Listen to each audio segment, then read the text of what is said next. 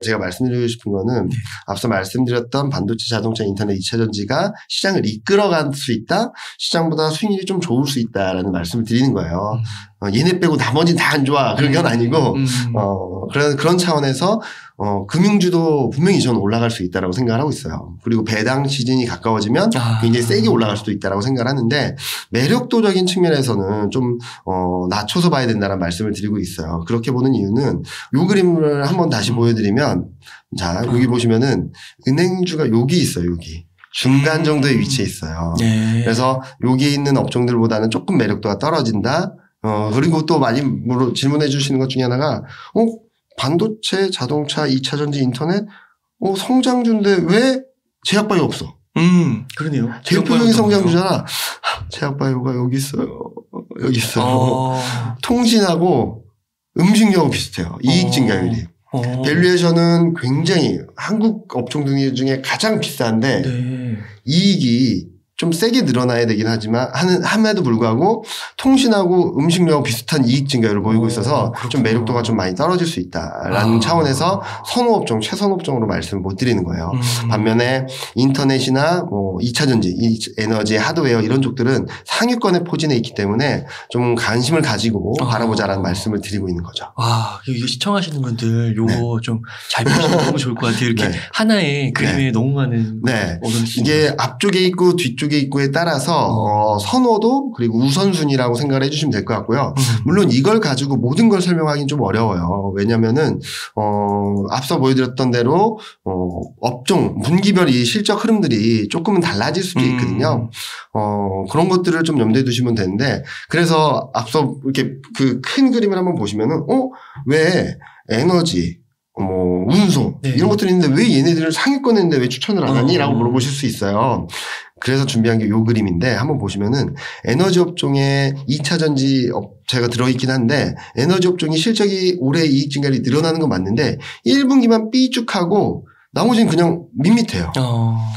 그렇다고 해서 주가가 막 올라가기는 좀 어렵겠죠. 그리고 화학 같은 경우도 작년 실적보다 좀 레벨이 떨어져 있고 철강도 2021년 실적보다 레벨이 떨어져 있고 운송도 올해 이익 증가율은 높다라고는 하는데 작년 4분기 올해 1분기를 고점으로 실적이 뚝뚝뚝 떨어지는 그림이에요. 이익 레벨은 높지만 이익이 더 좋아진다라는 기대감들이 좀 약한 상황이고 조선은 흑자 전환하는 건 맞지만 분기별로 보면 적자, 흑자, 적자, 흑자 왔다 갔다 하니까 방향성을 잡기가 좀 어렵고요. 비철목재는 이익이 거의 플랫한 밋밋한 상황이고 상사자 문제도 이익이 작년보다 좀 줄어드는 그림이고 그나마 시클리컬에서 그러니까 가치주란 쪽에서 볼 수 있는 건 건설하고 기계 쪽이다라고 보고 있어요. 건설은 이익이 쭉 늘어나고 기계 도 이게 쭉 올라갔다 레벨업된 작년보다 이익이 레벨업된 수준을 유지하거든요. 그리고 건설하고 기계 말씀드리면 좀 주식을 아시는 분들은 그렇게 말씀하실 거예요. 정책 수혜주. 그죠? 그래서 건설은 지금 보여드리는 그림에서 실적이 올라가는 그림도 있지만 정책 수혜주로서 윤석열 정부의 최대 정책 수혜주가 건설 업종이다라고 생각을 하고 있고요. 공급도 많이 한다라 그러고 공급을 민간 위주로 한다 그러고 제한이라든지 규제라든지 이런 것들도 풀어주고 세제도 정상화한다고 하니까 건설업 환경이 굉장히 좋을 수 있다라는 말씀을 드리고 있고 또 하나는 기계 쪽에서도 원전 관련주와 방산 이쪽을 좀 보자는 말씀 드리고 있어요. 원전은 윤석열 정부의 탈원전 정책도 있지만 EU 쪽에서 텍소노미라는 그 정책이 있거든요. 여기에 원전까지 이렇게 들여보내면서 글로벌 전반적으로 원전에 대한 선호도가 조금 바뀌고 있어요. 그동안에는 원전을 철저히 배제하는 듯한 모습을 보였다가 그래 원전까지 조금 같이 갈까? 이런 뉘앙스라서 원전 관련주로 좀 보시면 좋을 것 같고요. 그리고 원전도 약간 친환경 쪽으로 들어오는 건가요? 그런 분위기예요. 요즘 들어서 조금. 왜냐면은 신재생 에너지로만 가기에는 좀 부담스러운 부분들이 많아요. 특히 유럽이 왜 문제가 돼 있었냐면 신재생 에너지의 풍력이나 여러 가지들이 있잖아요. 기후에 영향을 받는 거예요.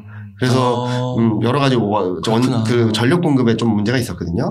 그런 것들로 인해서 좀 안정성을 높이기 위해서 변화가 있다 보니까 원전 관련주 관심을 가지시면 좋을 것 같고 그리고 방산을 좀 보자라고 말씀드린 이유가 북한과의 불편한 관계도 있겠지만 최근 러시아 우크라이나 사태가 좀 장기화되면서 전 세계적으로 GDP 대비 국방비 지출이 좀 늘어날 수 있어요. 최근 들어서 한국 무기 수출이 굉장히 많아지고 있거든요. 그런 측면에서도 관심을 가지시면 좋을 것 같고 항공 우주랑 좀 맞물려 있는 종목들이 몇 개 있습니다. 그런 것들 잘 보시면 항공 우주 플러스 방산 이런 것들이 매치되는 종목들을 좀 관심 있게 바라보시면 아마 좋지 않을까라는 생각을 하고 있습니다. 그것도 중국, 대만 이런 것도 네. 어떻게든지 또 터질 수도 있는 거고 여러 가지 변수들이 많고 지금은 국가별로 지역별로 갈등 양상이 좀 고조되는 분위기라서 한국뿐만 아니라 글로벌 전반적으로 방산 관련된 종목들이 좀 관심을 받지 않을까라는 생각을 하고 있습니다. 네. 요 팀장님께서 보여주신 요 그래프도 보니까요. 네. 이게 그러니까 이익이 높아도 이게 그것만 높으면 안 되고 이게 앞으로의 추세가 계속 그렇죠. 우상향을 해야 되는 좋아질 거군요. 수 있느냐 아니면은 앞으로 좀 약해지느냐 힘이 약해지느냐가 더 중요한데요. 단적인 예로 작년 반도체가 잘 못 갔잖아요. 네. 이 그림 보여드리면 자, 이 그림 밑에 그림이 반도체거든요. 반도체를 보시면 2021년 실적만 놓고 보면 주가는 계속 올라갔어야 돼요.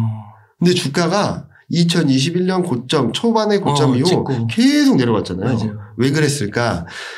자, 실적이 이렇게 좋아진다라고 하더라도 주가가 이걸 선반영해서 이렇게 올라갔다면 더 올라가긴 어려워요. 그런데 만약에 이 실적이 계속 좋아진다는 기대가 있으면 주가는 이렇게 기간 조정을 거치겠죠.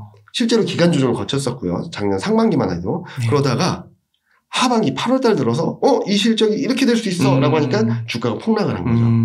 이렇게 보시는 게 맞을 것 같아요. 그래서 지금도 실적이 좋아진다라는 업종들을 본다 하더라도 실적이 좋아지긴 하는데 주가가 어느 정도 와 있냐 여기까지 와 있냐 아니면 이렇게 올라오고 있냐 지금 보여드리고 있는 반도체나 자동차 같은 경우는 실적 레벨이 약간은 떨어진 건 맞지만 앞으로 더 좋아질 수 있는 그림이 있는데 주가는 아직까지 바닥권에 있다라고 생각을 하고 있어서 저는 비중 확대를 계속적으로 말씀을 드리고 있는 것이죠. 네. 팀장님 투자를 이제 해가는 데 있어서 아무래도 또 이제 말씀해 주신 게 좀 긍정적으로 말씀을 해 주시긴 하지만 정말 그 예측 못하는 그런 거시 변수들이 정말 많잖아요. 예를 들면 러시아 우크라이나 사태도 이게 전쟁이 난다 안 난다 보통은 안 난다고 그렇죠. 얘기하셨던 분들이 많으셨는데 갑자기 또 났잖아요. 그래서 너무 불확실할 것 같은데 이런 부분에 있어서 또 조금 짚어주실 만한 투자 포인트 있으실까요? 저는 우크라이나 러시아 사태가 금융시장의 충격 변수는 맞았어요. 네. 유가가 $130 근처까지 갔잖아요. 네. 그럼 왜 충격 변수였냐? 말씀하셨듯이 전혀 예상하지 못했던 거예요. 네. 자, 흘러간 플로우를 과거 흐름들을 한번 보면은 러시아와 우크라이나 갈등이 있으니까 저 같은 전문가 말고 진짜 러시아 전문가분들도 전쟁 안 난다. 근데 땅 침공을 했죠. 침공을 딱 하니까 많은 전문가분들이 이거 국지전으로 끝날 거야. 근데 전면전으로 됐죠. 전면전으로 되니까 많은 전문가분들이 3일 안에 끝나. 지금 몇 달째 가고 있잖아요. 자, 이런 흐름들, 전혀 많은 전문가들도 예상하지 못했던 흐름들이 팍팍팍 터지다 보니까 시장에 미치는 충격들이 굉장히 컸던 것이죠. 자, 그러면은 지금처럼 예상하지 못했던 충격들이 계속적으로 이어질 수 있을까를 생각을 해본다면 그렇진 않을 것 같아요. 그리고 또 하나 평화협정이 어느 정도 가시화되면서 이 의견을 좁혀가는 과정이다 보니까 점차 완화되겠죠. 그리고 이 과정에서 시장에 좀 영향을 줄 수도 있겠지만 초기 국면보다는 시장에 미치는 영향력은 제한적일 거다라고 생각하고 있어요. 예를 들어 드리면 피그스 사태라고 있었습니다. 2010년, 11년에 유럽 재정위기, 남유럽 국가들이 재정 위기를 겪었어요. 피그스가 뭐냐면 포르투갈, 이탈리아, 그리스, 스페인. 요 나라들이거든요. 규모로 따진다면 이탈리아하고 스페인이 굉장히 크고 그리스하고 포르투갈이 좀 작아요. 시가총액이 GDP 규모가. 그런데 시장이 언제 제일 예민하게 반응했냐면 2010년, 11년이었어요. 네. 그리스 때. 초기 국면 때. 네. 그러니까 초기 국면에 그리스 디폴트다 아니다 그럴 때 시장이 굉장히 예민하게 반응을 하다가 실질적으로 이보다 더 덩치가 큰 스페인하고 이탈리아가 좀 불안하다라고 했을 땐 시장이 그렇게 크게 반응을 안 했거든요. 네. 모든 이슈들이 초기에 예상하지 못했던 변화들이 나왔을 때 시장이 큰 충격을 받고 이보다 같은 이슈라고 한다 하더라도 그 충격의 강도는 점점 줄어드는 거예요. 그래서 저는 유가가 당분간 상당한 기간 동안 $130를 가긴 좀 어렵다라는 생각을 하고 있고 우크라이나 러시아 사태도 계속적으로 시장에 큰 충격을 계속 높여가면서 주기보단 큰 충격을 줬다가 그 다음에 충격이 있다 하더라도 이보다는 좀 작게, 그 다음 충격은 이보다 좀 작게, 그 다음 충격이 이보다 좀 작게 이렇게 흘러갈 거다라고 생각하고 있죠. 그 말씀을 들으니까 네. 정말 그런 것 같은 게 그 러시아 우크라이나 사태도 터졌을 때 좀 이렇게 진폭이 컸던 것 같고 네, 맞아요. 최근에 좀 컸던 거는 전쟁 이슈가 아니라 맞아요. 빅스텝 그 맞아요. 전쟁 이슈 그것 때문에 그랬던 게 아닌가. 그리고 돌아가서 보면은 제가 자료에도 썼는데 우크라이나 사태에 너무 민감한 것 같다. 너무 예민한 반응을 보이고 있다. 왜냐면은 그 당시에 뉴스를 쭉 보시면은 시장이 반등을 하면 우크라이나 사태가 완화돼서 시장이 급락을 하면 우크라이나 사태가 격화돼서 이 얘기밖에 안 했거든요. 근데 쭉 돌아서 보면은 증시는 별로 빠진 게 없었어요. 유가는 좀 많이 올랐죠. 자, 그래서 유가가 많이 오름으로 인해서 나타나는 부작용들은 있죠. 물가가 계속적으로 올라가고 물가가 점점 꺾이기 좀 쉽지 않은 환경을 만들어주고는 있고 유럽 쪽 경기 불안을 자극하고 있는 건 맞지만 지금 현재 시점에서 그때만큼의 충격을 계속적으로 가해줄 수 있을까? 그렇진 않다라고 생각을 하는 거죠. 네. 그리고 그럼 최근에 또 러시아 디폴트 위기 그렇죠. 얘기가 계속 나오고 있죠. 그것도 좀 미치는 충격이 좀 있을까요? 일단은 러시아 디폴트가 난다고 하더라도 시장이 깜짝 놀랄 수는 있어요. 그렇다고 해서 시장이 어마어마한 충격 파장을 주지는 않을 거라고 생각을 하고 있어요. 그렇게 보는 이유는 이 그림을 한번 보시면 될 것 같은데요. 네. 많은 분들이 얘기하시는 게 1998년 러시아 모라토리엄 사태예요. 근데 첫 번째 보실 것은 그때랑 지금이랑 러시아의 위상이 달라졌습니다. 많이 줄었구나. 자, 1998년에 전 세계 GDP 대비 러시아가 차지하는 비중이 4.2%였어요. 지금은 1.7%. 한국은 얼마일까요? 그래요. 한국은 1.9입니다. 아, 정말요? 네. 한국보다 낮아요. 아, 정말요? 네. GDP 규모를 보면 와, 한국이 그렇구나. 10등이고 러시아가 11등이에요. 야, 우리나라 만세네요, 진짜. 그죠? 야, 대단하다. 네. 또 하나 보실 것은 부채 비율을 보실게요. 네. 98년은 134%, 지금 19.2%. 경제 성장률 마이너스 4.9%, 4.7%. 물가 상승률 70%, 6.7%. 네. 특히 외환 보유고, 외환을 얼마나 보유하고 있나를 보면은 이때는 120억 달러밖에 없었습니다. 지금은 6,300억 달러. 자, 그럼 왜 디폴트가 나느냐? 근본적으로 내가 힘들고 줄 돈이 없어서 파산을 하는 게 아니라 디폴트가 나는 게 아니라 지금은 줄 돈은 충분히 있는데 제재를 받고 있잖아요. 서방 세력들의 제재를 받고 스위프트 배제라는 조치가 당해가지고 줄 돈은 있는데 이걸 지급을 못하게 동결을 시켜버린 거예요. 그래서 디폴트가 난 것이지 진짜로 러시아가 망하는 그림은 아니다. 그렇게 보면은 디폴트가 난다는 이슈로 금융시장이 깜짝 놀랄 수는 있어도 이게 어마어마한 충격 파장으로 이어지진 않을 거다라고 생각을 하는 것이죠. 네. 그리고 GDP 그 전 세계 대비 비중도 작아졌고. 그렇구나. 그래서 지금 보는 것은 요 그림이거든요. 여기 보시면은 한국이 여기 있고 러시아가 여기 있습니다. 재밌는 거는 러시아하고 브라질하고 비슷해요.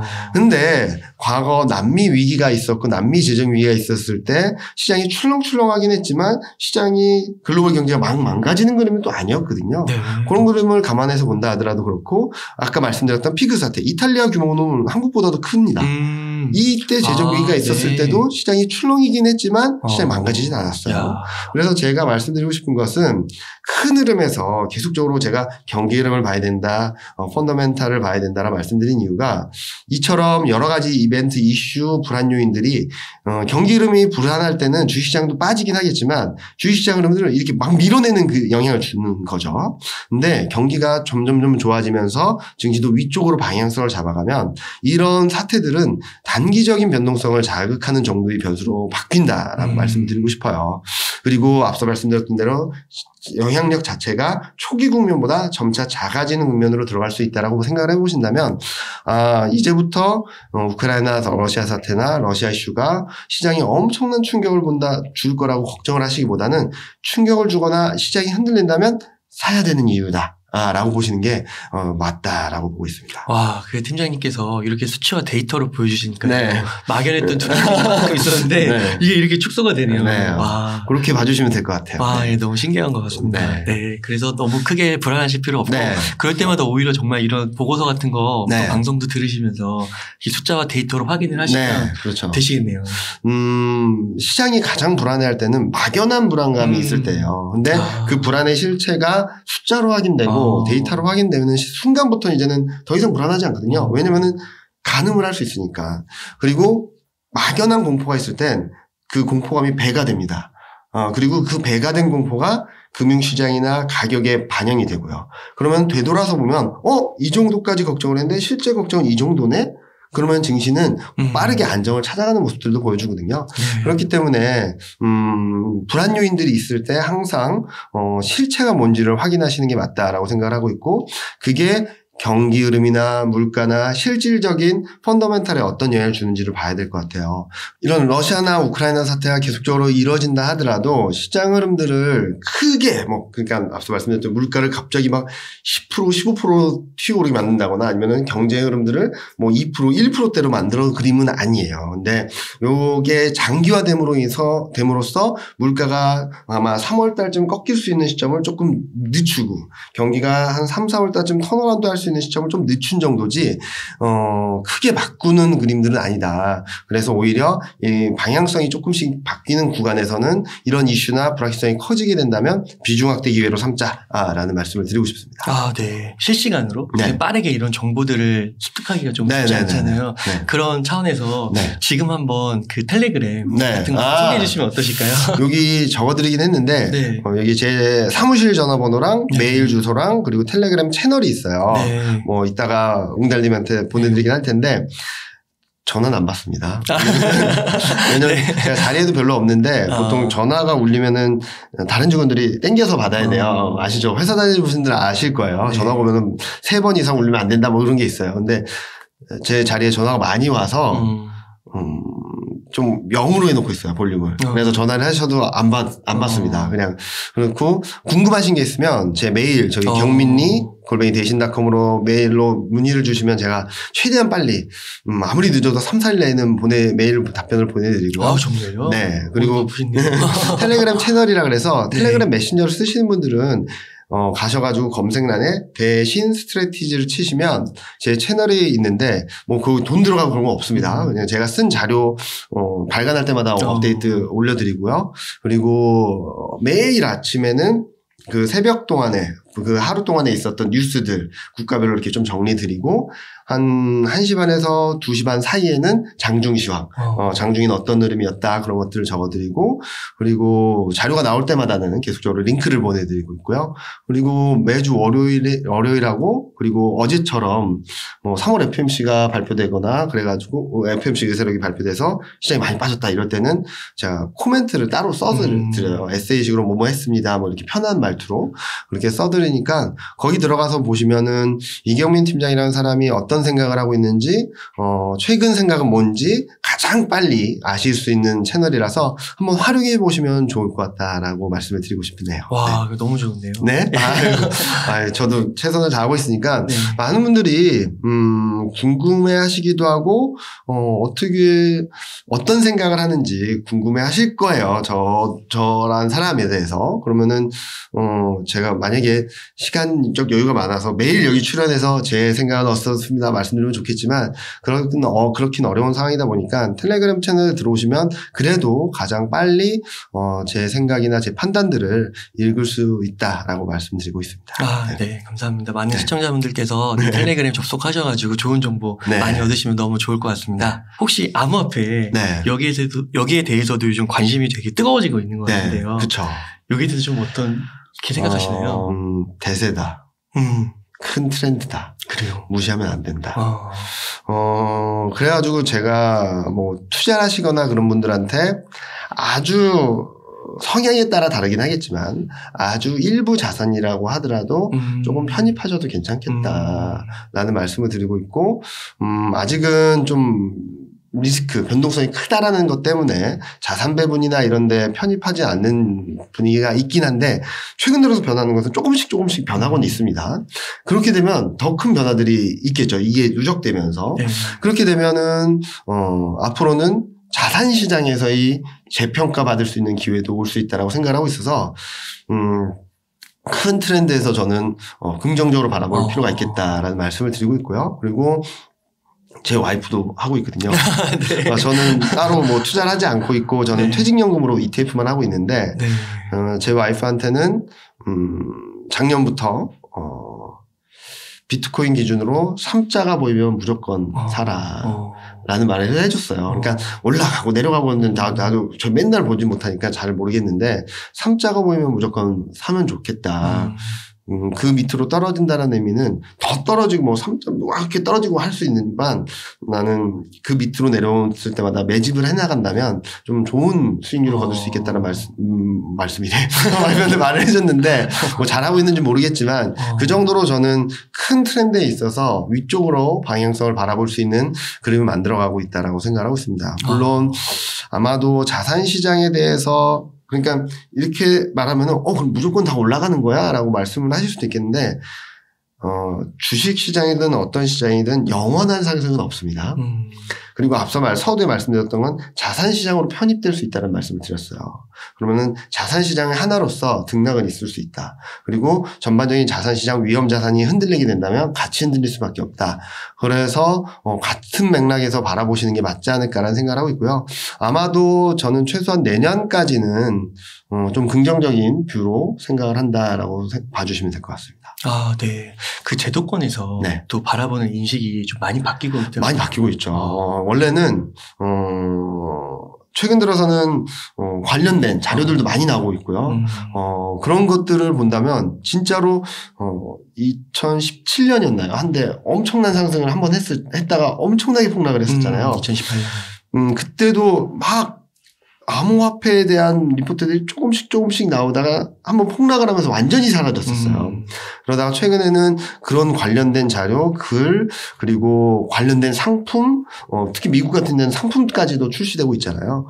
그런 부분들을 본다면, 시간이 가면 갈수록 인식에 대한 변화도 있지만 자산시장, 그리고 글로벌 전체적인 시장에서의 변화도 조금씩 누적되고 있구나라는 생각을 하고 있고 등락은 있겠지만 시간이 가면 갈수록 어느 정도의 위치로서 그러니까 자산 시장에서의 위치를 점점 자리매김해 나갈 수 있겠다라는 생각을 하고 있기 때문에 많은 분들이 뭐 이거를 투기적으로 바라보시기보다는 하나의 자산 시장 투자처로 바라보시면은 좀 인식이 달라질 것 같아요. 저도 몇 년 전까지만 해도 이건 아니야라고 생각을 했었는데 조금씩 공부를 하면서 이거는 무조건 아니라고 했다가는 내가 소에 당하겠다는 생각을 하고 있어요. 그렇게 좀 열린 마인드로 바라보신다면 좀 생각이 바뀔 수 있다라고 말씀을 드리고 있죠. 그리고 그 과정이 지금 저뿐만 아니라 전체적인 글로벌 자산 시장에서 조금씩 나타나고 있다라고 생각하고 있습니다. 아, 네. 그러면은 이제 그 많은 월급쟁이 분들이 한 월 여윳돈 한 100만 원짜리 생기면 아까 말씀해 주신 그 네 가지 반도체 자동차, 2차 전지, 인터넷. 그렇게 하고 거기에 조금의 뭐 암호화폐까지 여기 좀 더해가지고 이렇게 좀 포트폴리오를 구성하면서 매수해도 될까요? 그렇죠. 그렇게 가져가시면 좋을 것 같아요. 그런데 그러면서도 조금 생각하실 것은 지금은 굉장히 좋은 매수 기회라고 말씀드리고 있어요. 그런데 시간이 지나서 시장이 많이 올라가서 다음 사이클에 있어서 시장이 떨어진다고 하면은 포트폴리오를 바꾸셔야 돼요. 제가 말씀드리고 싶은 것은 이경민 팀장이 이 4개 업종하고 일부 암호화폐를 사셔도 괜찮겠다라고 말씀을 드렸는데 얘는 평생 가는 건 아니거든요. 사이클을 잘 타셔야 되는데 만약에 제가 2023년에 코스피가 뭐 3,600, 700을 갔을 때 그러니까 내년에 갔을 때 뷰를 바꿀 수도 있거든요. 그렇게 되면은 주식 비중을 줄이시고 금이나 뭐 달러나 이런 쪽으로 비중을 늘리세요라고 하면은 그때까지 투자했던 것들을 좀 정리를 하시고 또 투자 스타일을 바꿔가지고 그때는 매달 100만 원씩이었다면은 1년이 지났으면은 1,200만 원 여기서 한 1,500만 원, 1,600만 원이 돼 있겠죠.